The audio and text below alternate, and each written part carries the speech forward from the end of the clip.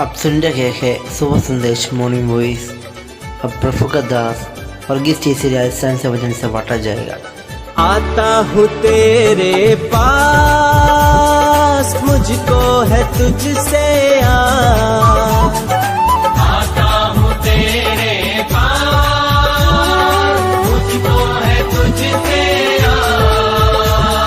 मुझको कबूल कर ले, मेरे पापों से शुद्ध कर दे। मुझको कबूल कर ले, मेरे पापों से शुद्ध कर दे। आज का दिन यहोवा ने बनाया है, हम इसमें आनंदित हो, आनंदित हो। आज का दिन यहोवा ने बनाया है, हम इसमें आनंदित हो, आनंदित हो। परमेश्वर के बहुमूल्य नाम की महिमा करता हूँ। एक बार और सुबह संदेश कार्यक्रम में हम सबको स्वागत करते हैं। आइए आज के विचार के लिए हम निकालेंगे नीति वचन की पुस्तक 22 अध्याय उसकी 16वीं आयत। नीति वचन 22 अध्याय उसकी 16वीं आयत। जो अपने लाभ के निमित्त कंगाल पर अंधेर करता है और जो धनी को भेंट देता, वे दोनों केवल हानि ही उठाते हैं। प्रभु के नाम की महिमा करता हूँ। जो लोग इस वचन को पढ़ते हैं उसको परमेश्वर आशीष दे, और लगता है कि जो सुनने वाला अपना जीवन में परमेश्वर का आशीष पाएंगे, ये हमारा विश्वास है। जब इस वचन को जब मैं पढ़ता था तो आगे कुछ पढ़ने के लिए मेरे को ज़रूरत नहीं पड़ा, क्योंकि ये जो एक ही आयत के अंदर से बहुत कुछ बात और मेरा मन के अंदर पवित्र में बताया। परमेश्वर वचन में से मेरे को सोचने का मजबूर हो गया। मैं इस बातों को आपके सामने शेयर करना चाहता हूँ। ये है कि अपने लाभ के निमित्त कंगाल पर अंधेर करता है, जो धनी को भेंट देता, वे दोनों केवल हानि ही उठाते हैं। देखो, परमेश्वर का वचन में मनुष्य जो भी कार्य करते हैं उसके द्वारा आशीष पाना परमेश्वर चाहते हैं, और परमेश्वर मनुष्य को इसलिए बनाया था कि आशीष पाए। हम उत्पत्ति पुस्तक के अंदर आदम और हव्वा का सृष्टि के संबंध में पढ़ता है।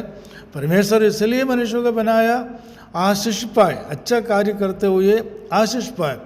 लेकिन यहाँ बताते हैं अच्छा काम तो करते हैं, लेकिन देता भी है और ऐसा ऐसा काम करते हैं, लेकिन आशीष के बदले में हानि उठाना पड़ता है।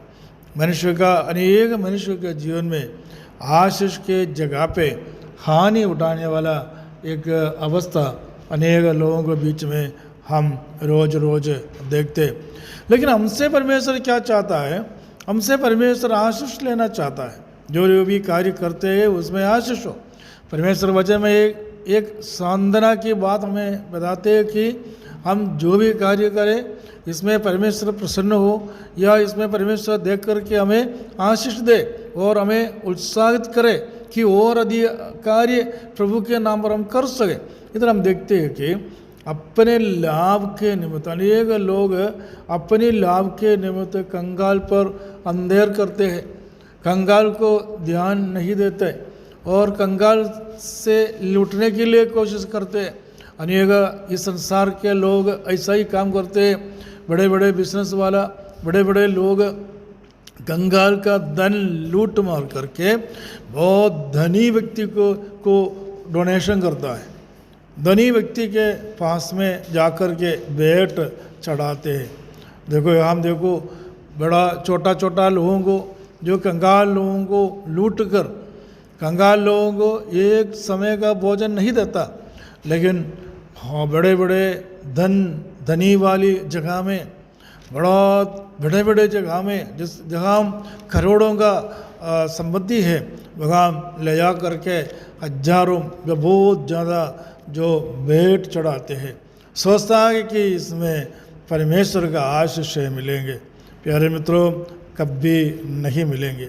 बाइबल में मत्ती की सुसमाचार 25 अध्याय के अंदर प्रवेश मसीह बताया कि जो कंगाल को जो देता है दरिद्रों को जो देता है, जब वो नंगा था, जब वो प्यासा था, जब हम भूखा था, उसको देता है, वो परमेश्वर को देता है।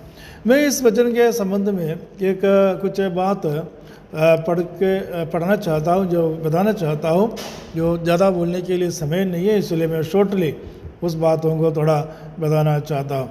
ये है कि याकूब की पत्री दूसरा अध्याय और उसकी याकूब की पत्री उसकी दूसरा अध्याय 1 से 6वां आयत तक जब हम पढ़ता है, वह हम कुछ बात हम देखते कि उसकी तीसरा है, यदि और तुम उस सुंदर वस्त्र वाले मुख देखकर कहो, दूसरा आयत से हम पढ़ेंगे, क्योंकि यदि एक पुरुष सोने के चले और सुंदर वस्त्र पहने हुए तुम्हारी सभा में आए और एक कंगाल भी मेले कुचेले कपड़े पहने हुए आए और तुम उस सुंदर वस्त्र वालों को मुंह देखकर कहो कि तू यहाँ अच्छी जगह पर बैठो, और उस कंगाल से कहोगे कि तू यहाँ खड़ा रह या मेरे पाँव के पास बैठ, तो क्या तुमने आपस में भेदभाव न किया और बुरे विचार से न्याय करने वाला न ठहरे?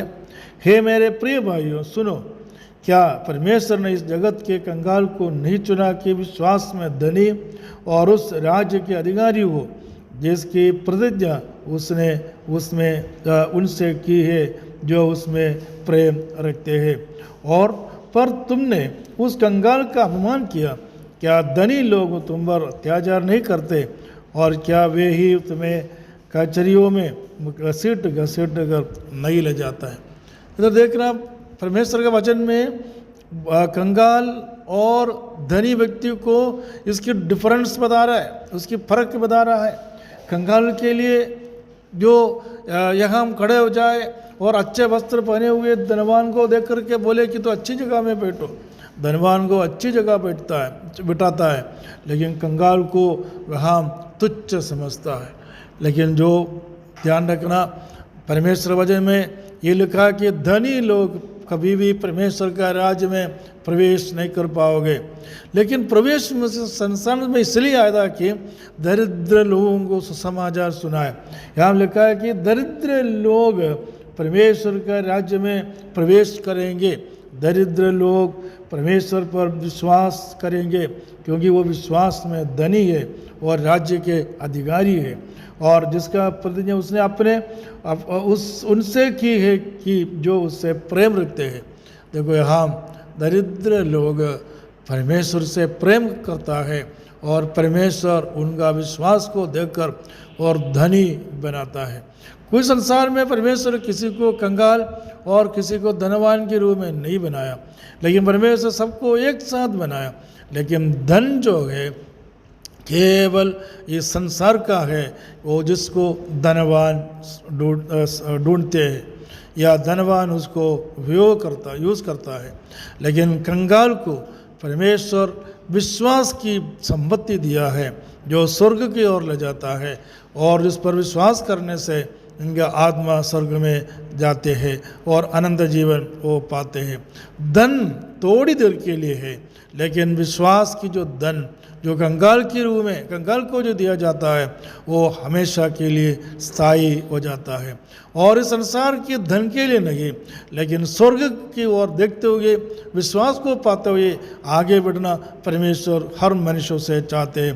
कुल मिलाकर के हम बोल सकता है कि इस संसार में धनी दरिद्र ऐसा नहीं है, लेकिन दरिद्र परमेश्वर पर विश्वास करते हैं, लेकिन धनवान लोग हैं इस संसार पर विश्वास करते हैं।